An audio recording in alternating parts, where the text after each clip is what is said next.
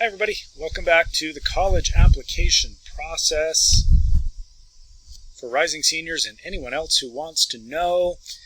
Welcome to part 16, which is COVID-19 college searching while social distancing. The sun is setting behind me, and so it seems appropriate that we are finishing up on part 16. And for those of you that have watched all previous 15 episodes, that probably feels a little bit like it might actually have been longer than the COVID-19 pandemic itself. So thank you to anybody that's been sticking it out, and feel free to like my YouTube channel for future updates and posts that will continue to help you along in this process.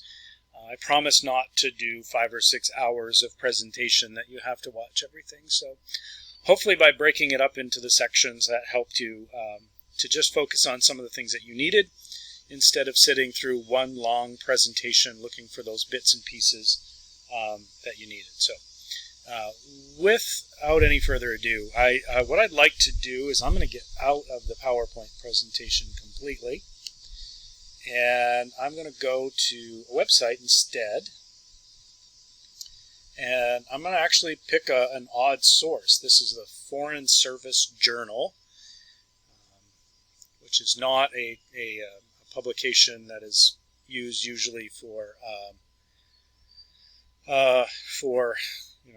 college and school searching and that sort of thing. But I kind of liked the brief and to-the-point description that this site used in helping to understand what COVID-19 has done to the college application process. So first and foremost, I want to kind of draw attention to this box right here. There's some really helpful websites there that you can look at for updates on very specific things. There is NACAC, which is if you want to do a virtual college fair or anything like that, that's a great place to go. Common App is for getting started on your Common application, even if you don't know which college you're going to apply to yet.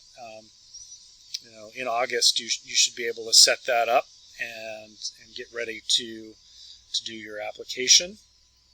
FAFSA is on there if you have any questions about that. CSS Profile. Again, if you're looking for any private colleges or any high-profile schools, they'll probably use CSS Profile in addition to the FAFSA for financial aid. But again, always remember too, probably what I'm going to do in this presentation is more or less just stimulate more questions than I will answers. But I want to point you in the direction of things that are of greatest concern to you. So hopefully some of the points that I will make are things that maybe you were unaware of, and that you're going to now want to reach out to your school counselor maybe for a little bit more information. So let me start with standardized testing. Your college application has for a long time relied upon standardized tests, and we had a separate video that was all about that. But in this year, because in-person school, because we've gone to remote learning, because you haven't been able to sit for an SAT exam, then schools need to be flexible and looking a different way. If you're one of those few that was fortunate to have taken the SAT in March prior to school closing for remote learning, then you'll still be able to use that SAT score as a piece of evidence in your college application. I just talked with a student the other day who got a fantastic score on the SAT in March, and certainly that is something that he'll be able to use to his advantage. Now, if you didn't take the test in March, you're sitting there going, what? I didn't know I could take the test in March. Don't worry about it. It's not a scenario where, because one student was able to take the test, that they'll say, oh, we'll keep this kid and we'll accept this one, and here are all these other students that didn't take the test, so we're going to reject them. That's not going to happen. That's just that one extra piece of evidence that he'll be able to use to kind of prove his skills. So what you can expect to see anyway is the vast majority of schools, in fact, I don't know of any that are still requiring a standardized test. So you will see test optional. So that young man that took the test, he'll be able to use it. No one else is going to be required. Nobody is going to be required in a test optional environment to actually take the test. This, in fact, is that 1 year where I look at that phrase, test optional, and actually see it as something of value. In the past, if a school said test optional, I would still be advising my students to take the test and submit scores. But now I don't think you even really have to worry about testing whatsoever. Now, if we come back in the fall and we're back in school and the College Board is offering test dates, it may be something that you want to consider because if they do say test optional, then that means that could be something you could use. So, be aware of that. And the different schools will use different lingo. I was glad that this article pointed that out, that piloting test optional, temporarily test optional, test flexible, test aware, all of these things are essentially saying the same thing. That is that standardized tests won't necessarily be part of the application. That will be on a school-by-school basis, so I always emphasize students to go to the websites, the admissions pages of those universities, and verify that is true for each individual school. I don't know of any schools in Maine that are not that are requiring SATs, so don't worry too much about it as an airplane is flying over me. Another big question is financial aid. The FAFSA, again, we had a couple of presentations here where we talked about financial aid. Because the financial aid application for students applying to college this coming year, so rising seniors, the class of 2021, the tax forms that your family will have to use to fill out the FAFSA are actually your 2019 tax forms, because 2020 isn't over yet. And 2019 was prior to the COVID-19 pandemic. So it's important to remember that if your family has been financially impacted by COVID-19, your FAFSA is going to be, in fact, outdated. Your information is not going to be accurate, and you will have to work with the institutions you apply to, the colleges that you apply to make corrections to your FAFSA based on your more current financial situation. So if mom or dad has lost their job or had a significant downturn in your income as a result of COVID-19, that is something that should be considered and will be considered when the universities consider your financial situation. I would also expect the federal government to make adjustments to the FAFSA form just for this 1 year that will allow people to not only use their 2019 financial documents, but also to provide an update on a current situation. As far as I know, that hasn't happened yet, but I wouldn't be surprised to see it. But rest assured that anything that has negatively impacted your finances as a result of COVID-19, you will have an opportunity to update update your financial aid information with the universities. The best place to seek that information, I'll give you two places. The Finance Authority of Maine, famemaine.org, is a great resource that we have right here in Maine. Some financial advisors that deal specifically with college will be able to help you. And you can also contact the financial aid offices at the college to find out just exactly how to go about that. Bangor High School is not unusual in the grading system that we used during the semester in which we used remote learning. So pass-fail grades. Those pass-fail grades are going to be things that the colleges themselves will understand completely.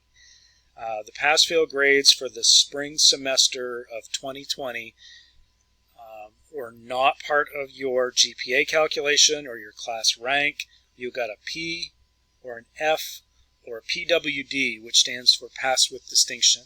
And the colleges will know what those indicators mean. We have a document that we will provide to colleges with your application that will include a description of the PWD, P, and F indicators. So you don't need to worry about that. But what you do need to pay attention to is that in the 2020-21 school year that is coming up, the Bangor School Department and most high schools around the country plan, if in the event that we need remote learning again, that we will not be using a pass-fail grading scale. So your online or remote learning experience that you had back in March, April, May, and June is not going to be the same as the experience you will have in the coming year in the event that that will need to be used. There will be a grade issued for the classes. That is, as of this moment, in the middle of July, as far as what I can tell you. So that is the plan moving forward.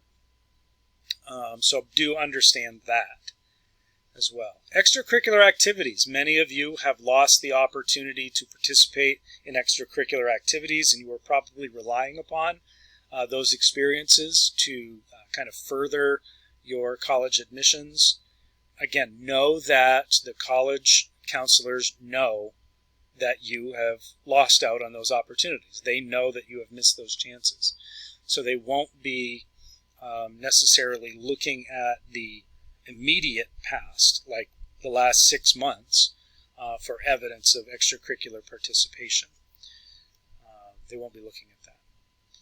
As far as visiting colleges and getting out there, most colleges have restricted on-campus visitations, specifically to keep as many people off their campuses as possible so that all of their buildings and dorms and whatnot are sanitized and ready for the upcoming school year. So they're not allowing people on campus in most cases. So more so than ever, the virtual visits are going to be most important. Admissions counselors will be setting up Zoom meetings to do interviews. There are, for schools that have large volumes of visitors, they'll have the virtual tours that you can walk yourself through. But you are at a disadvantage in terms of finding that college of perfect fit, because you're not going to be able to be there and see it and feel it necessarily the way you would be if you could go in person. But you're going to have to rely on some of those resources. I would reach out to any of the schools that offer interviews and schedule an interview to have an in-person conversation, be it via Zoom or whatever other platform they might use. But that's going to be really, really important. What are colleges going to be looking for?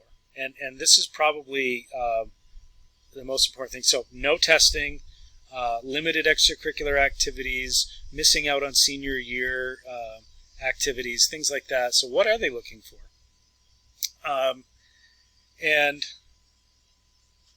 what you have to think about is you have to think about COVID-19 as an opportunity.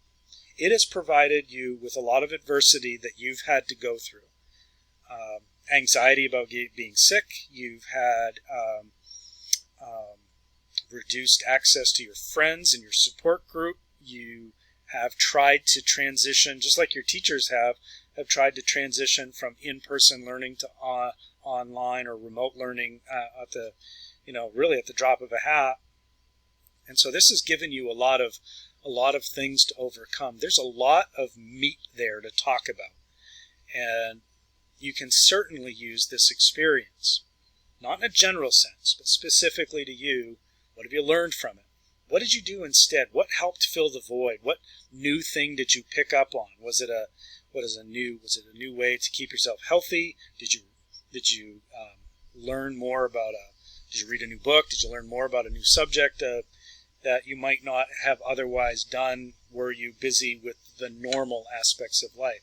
So in the abnormal situation, what was your new or temporary normal, and how has that helped you as a person? There's a saying that says, if it doesn't kill you, it makes you stronger. And I think the COVID-19 experience has made a lot of people stronger. It's opened our eyes to a lot of things that we might not have seen before. Those are the kinds of things that colleges are looking for. So your letters of recommendation are going to be really important. The essay that you write is going to be vitally important if you're applying to a very selective school. That's where they're going to find out about you. And this isn't necessarily a bad thing, right? A test score is, I like to say, subjectively objective. It's an objective score, but it's over a subjective trait of a student. A good test taker isn't necessarily a good student. They're not necessarily a good person, but your essay is going to say a lot about who you are. So the author of this article had some really good key points, and this is where I'm going to finish up this presentation as to really how to stand out in the new process. Lots of it will remain the same. I mean, you have a 4-year high school transcript. They want to see rigor. They want to see that you've stayed connected in some way, and that you've worked through the difficulties of what we're going through. Now, instead of talking strictly about yourself, what I would do, and I like this statement right here, the why us question, the college-specific supplemental essays. Everybody writes a Common App essay, but each college usually has 1 or 2 shorter essays that they want you to do specific to their university, and it's very likely that the question is going to be, why us? Why did you pick our school? And I've mentioned in previous videos that you should avoid the you're my dream school and I just don't know what I would do if I don't get into your school. Avoid that. But what are the qualities of their institution that is drawing you in and makes you want to go there? To the point that you've filled out an application and you've written this essay. So don't suck up to them and don't, fill them with flowers and rainbows. But do the research. Delve into their website. Speak with them on an interview. Call them, ask questions. Learn as much as you can about that university and pick out 2 or 3 things that really stand out to you and say, I like that. And, they can be trivial. They can be absolutely trivial. From the student environment to the access to a metropolitan area or a specific internship program. Don't just say, well, I love that you have internships. Every college does. But if you can find something specific to that university, that's what you should go for. Okay? They'll be asking a lot about who you are. When you've taken away the busyness of school, the regiment, the waking up, getting to school by 8, leaving at 2, having homework, blah, blah, blah, in this new environment that we're in, what has been different and what makes you who you are right now. So use COVID-19 to your advantage in learning a little bit, showing them a little bit more about who you are. They still want to know what makes you tick. What are the things that you like to do? Hobbies and books that you've read, movies that you've watched, and those are the kinds of things that can really come out in an interview too, by the way. You're also more likely to get an actual college admissions counselor to conduct the interview than you would normally in the past. In the past, you are more likely to get a senior intern or somebody that's working on work study to conduct the interview and take notes and share it with the college admissions officer. Most of these counselors are not going to be out doing high school visits and college fairs. They're going to be in their offices at the universities, so they're more likely to conduct those interviews. Take advantage of that and be prepared to talk about all of the fun and interesting things that make you tick. And then I think your application will turn out fine. But essentially, that's it. That's where we are in mid-July 2020, looking ahead as to what COVID-19 has done to the college admissions process. I'd like to say that that's going to be accurate information, but and when the sun comes back up tomorrow morning, there could be something different. Who knows? But stay posted. Stay in touch with your school counselor, and maybe pick out a few of those colleges that you're interested in right now, and keep an eye on their websites, their admissions pages, to see if there are any changes to their process. Most of what they're going to be saying right now is for their new students that will be arriving this fall. But there will also be a lot of information that will start to be posted, if not already, very soon, because they know that your application time is upon them. It's a busy time of the year for them too. So stay connected, ask questions, and be prepared. But COVID-19 has taken a lot away, but it's also taken these college application the pieces of this college application process and made them a little bit more personal. Even though you're not in person, there is the opportunity to get to know you as you. So look forward to using that. So that's number 16 out of 16. I hope that you have found these things valuable, and above all, if I could have boiled this down into a 5-second presentation, I would say contact your counselor early and often will help you. Maybe that was 7 seconds. I don't know.